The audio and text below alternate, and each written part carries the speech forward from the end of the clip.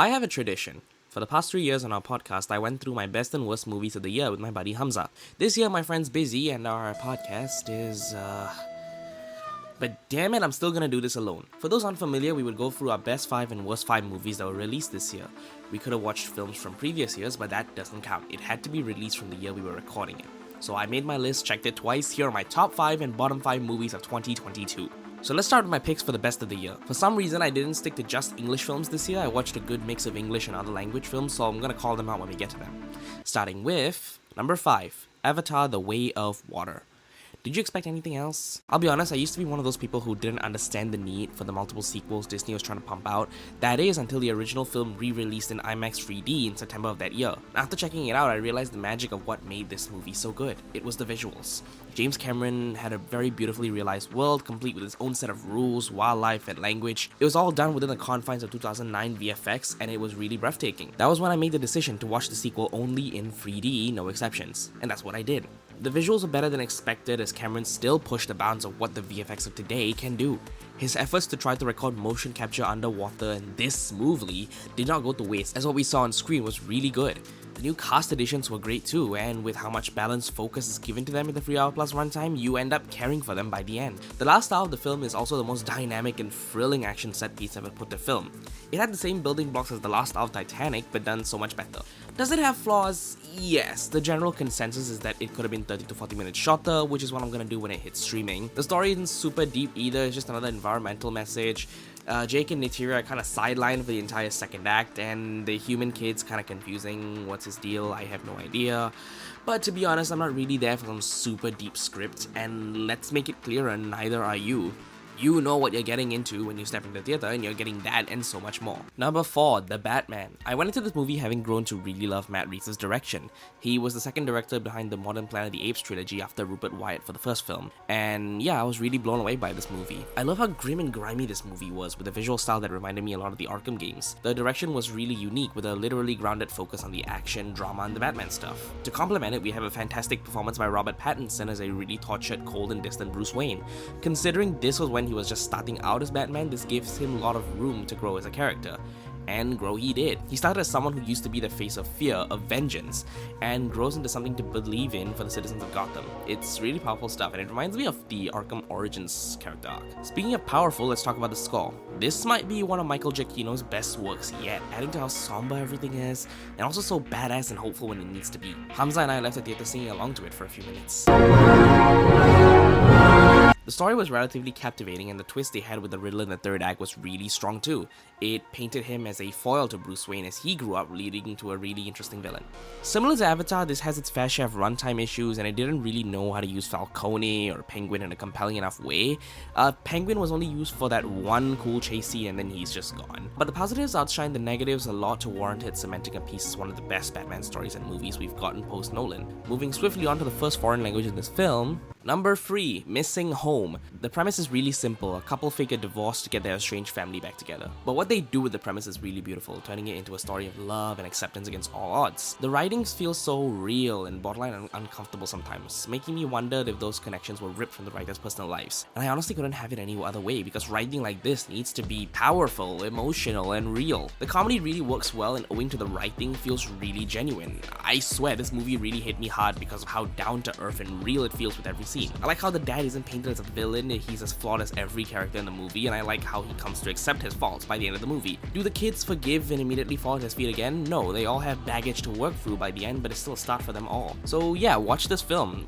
Similar to Encanto, it handles family strife and drama in a really mature way on all sides. The only difference is that Encanto has songs. Moving on to a film that's on a lot of lists by now. Number 2, Everything Everywhere All at Once. As a movie done with such a limited budget, this is really astounding, from the visual effects and the editing to the insane fight choreography. And it also utilizes its concept of the multiverse in a much better and wilder way than even Doctor Strange and What If did. The random equals funny humor works really well, using its multiverse concept, some sharp writing, and for the more emotional stuff. When the movie wants you to get serious and starts crying, it goes hard. At its core, it's a really touching mother-daughter story, which ends up being so strong that the wacky multiverse stuff around it both bolstered its resolution and made the film really work. It's hard to talk about this film without giving away too much of it, so my one request, if you haven't done so, watch this movie. It's the most unique film of the 2020s and it deserves all the recognition and the accolades it's inevitably gonna get. My number one pick of the list is definitely not gonna get any awards, but before I reveal what that is, let's rattle off some honorable mentions. Guillermo del Toro's Pinocchio, a gorgeously animated movie with a really touching tale of grief, loss, and life, all told in the classic Pinocchio story you saw to know and love. It suffers a bit in the pacing in the second act, but it does pick up the pace by the time the 1 hour mark comes in, offering a lot of variation, depth, and nuance to the story that makes both Disney versions look kinda tame and juvenile by comparison. Obviously, the best Pinocchio one is the Pauly Shore one because duh. Father, when can I leave to be on my own? I've got the whole world to see. Love Today, another movie that was in my contender for the 5th spot, which features a couple swapping phones for 24 hours to test their relationship. I'm not a huge fan of Tamil language films, hell, a lot of my worst films are Tamil language, but this was really good, taking a look at how we, the current generation, utilize social medias for the good, bad, and the ugly. It comes packed with a good message about trust that comes to a head in the 3rd act. Next to Palm Springs, this might be the most unique rom-com I've seen, and I'm genuinely really excited for the stories Pradeep Ranganathan, the director, tells next.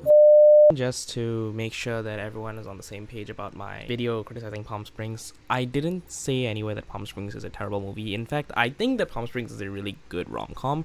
It's just that, as I said, like, if Andy Samberg was not the lead, I think I would have liked it a lot more. I just personally don't like Samberg, but that doesn't take away from how well written and directed Palm Springs is. Okay, end of Punch-In. The Bad Guys. I checked this out rather late and I like it a lot. The story isn't anything unique, we've seen this before, but I just want to give it points for the animation and the performances. Everyone did really well with their roles, and the animation is the first example of DreamWorks rolling with the shift in animation Spider-Verse pioneered. I'm looking forward to how DreamWorks is going to keep experimenting with new looks and feels for their films. I've seen the new Puss in Boots movie and it looks really cool. Chip and Dale Rescue Rangers. Against all odds, Akiva Schaffer made a self-aware meta-parody movie in the same vein as those live-action Chipmunks movies that's good, I guess? Not a huge fan of John Mulaney's vocal performance in this though, and Andy Samberg's, you know how I feel about that. But whatever, this was still a good movie full of great meta jokes and goofy shenanigans. Okay, honorable mentions over, and we're now at my best film of 2022. Truth be told, I wrote the script having a tie with this movie and Everything Everywhere, but this film made my number one by a very slim margin. And if you follow my Twitter, this shouldn't come as a shock to you. Do you want him dead or alive?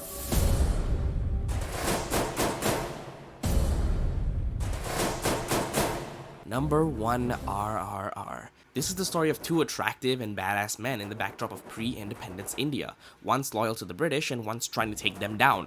Neither of them know that about each other, but they become friends anyway. I've been a huge fan of S.S. Rajamouli's work since I was a kid, so hearing everyone pop off at this film made me check it out. My only regret this year was not seeing this in an IMAX theater because, oh my god, this is the kind of unbridled fun action movie we've been missing for years. The cast is great, the songs are great, which are actually integral to the story other than being well done. The pacing is really good, the action scenes are phenomenal, the story is surprisingly emotional, which is something you don't expect out of a film like this, but it still works. Their character motivations are revealed to each other at the end of the first half, so seeing them grapple with the two-way betrayal and heartache in the second act is really compelling stuff. There's a lot of visual storytelling and repeated thematic motifs that Rajamouli does with some sequences as well. Like, it introduces the main characters with the titles of the fire and the water in the prologue, and then it proceeds to do this.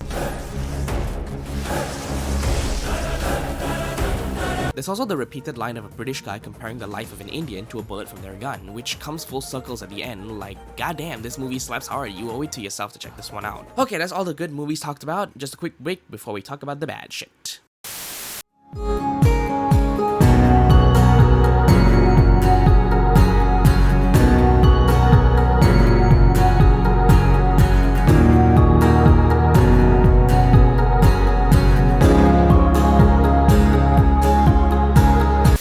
Most of the movies in my bottom 5 list are, as I've said, Tamil language because they're still stuck in the 2000s with innovation and soap opera level drama. Despite that, here are the 5 worst movies I've watched this year which are not Tamil language.